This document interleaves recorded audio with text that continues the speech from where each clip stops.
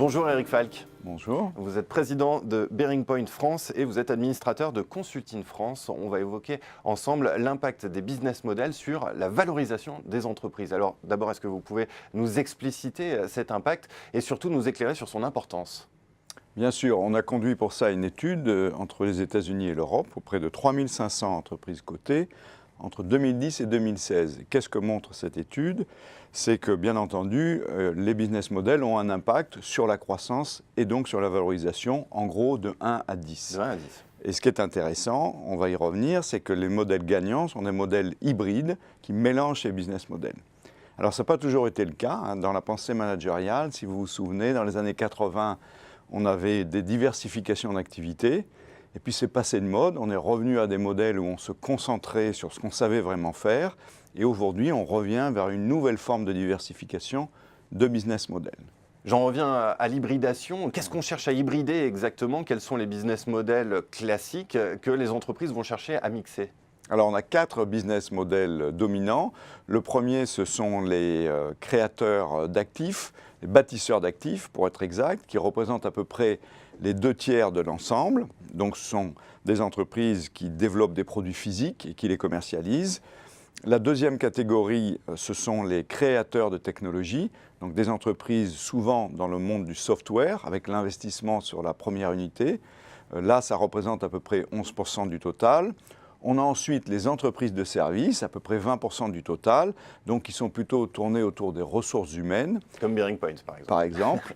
Et la dernière catégorie, ce sera les opérateurs de plateforme, à peine 1% du total, mais je l'ai déjà dit, une part très importante de la croissance et de la valorisation. Alors justement, est-ce que vous auriez un exemple d'entreprise qui aurait réussi avec succès à hybrider son business model? Bien sûr. Alors le modèle le plus évident et le plus frappant, c'est Amazon. Amazon a vu sa valorisation multipliée par un multiple de 100 entre le début des années 2000 et aujourd'hui.